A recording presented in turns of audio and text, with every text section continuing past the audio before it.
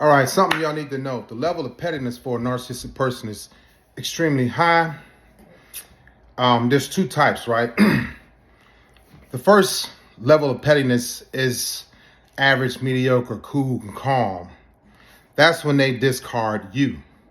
When they discard you and get away, it's like no big deal. They know that you ain't going nowhere. You still love them. You're still going to call and reach out and text. You're going to still feel bad about them you discarding them. They're going to feel bad about being hurt, not being able to date right now, because when narcissistic people discard people, when they ghost people, that other person is the one that's hurt, is the one that's mentally paralyzed, can't do anything, don't want to date, don't think that they look good, or don't think they're attractive, all that, right? So the level of pettiness when the narcissistic person discards you is kind of average, mediocre. It's not as intense because they done moved on. They know that they can come back, or they think that they can come back. They always feel like they can come back, right? It's not a big deal. I'll get back and check on her about a month or two from now. She'll still be hurting and crying, curl up in the ball, can't date, can't do anything. So I get with her when I get with her. It's that type of mindset. Now, the level of pettiness that goes through the roof that's really high, and this is where you have the authority, you have the ball in your court, you have the power, you have all the control. When you discard the narcissistic person, the level of pettiness goes through the roof. So what they're going to do is immediately start dating, right? But the dating is not to date. The dating is not for the supply. The dating is being petty as fuck. The dating is to hurt your feelings. It could be anybody, a woman that's smaller than you, taller than you, not as pretty, it doesn't matter. And also the level of pettiness goes so high to whereas they will start dating somebody just to replace the hurt that you put on them. They'll go pick up the kids at school at daycare with the new supply. Just met her 2 days ago.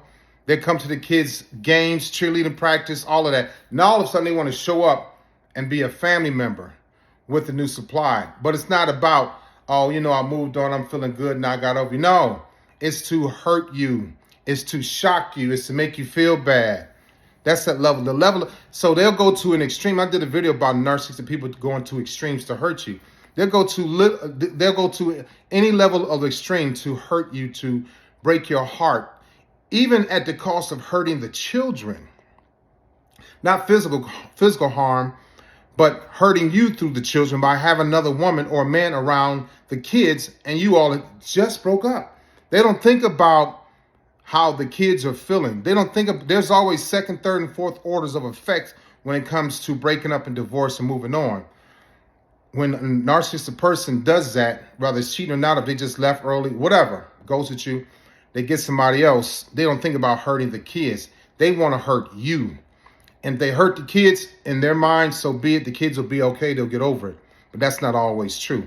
So the level of pettiness is extremely high when you discard or break up with or leave the narcissistic person.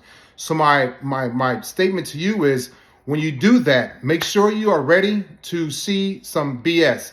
Make sure you're ready to receive some high level of pettiness. If you are okay with moving on and breaking up and discarding the narcissistic person and divorce them, that's fine. But they're going to always come back for revenge. This is why we don't talk about the vindictive trait enough. But the vindictive trait is triggered when you get them first. When they leave you first, say, cool, like, yeah, I won. It's like, I got her as a trophy. I broke her heart. She want closure. I'm not going to give her closure. But when you do that to them, when you turn those tables, we can't deal with the other side of that table. We're always on this side, dishing things out, right? Handling business, running things, managing things, the hurt and pain, the things that bother you.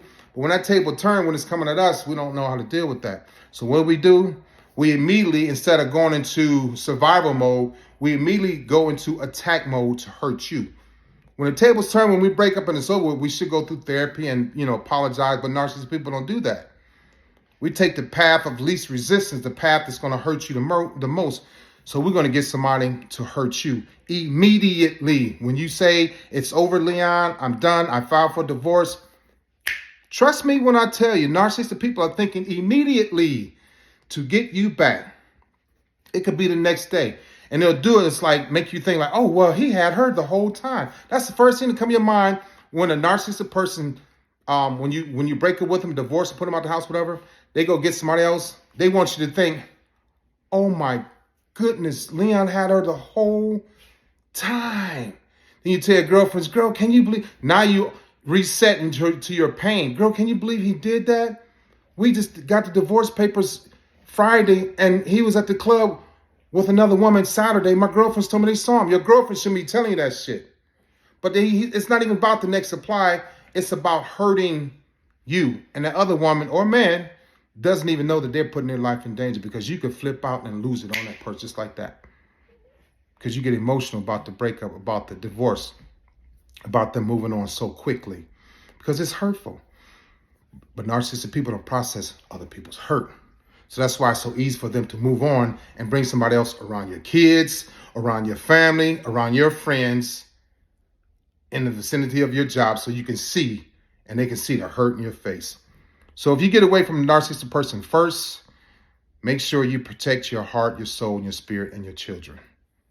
And let your friends know, if you see Leon with somebody else, don't tell me. You got to equip everybody that's going to help you in this process, because everybody has a part to do in it, all right? You have a great day.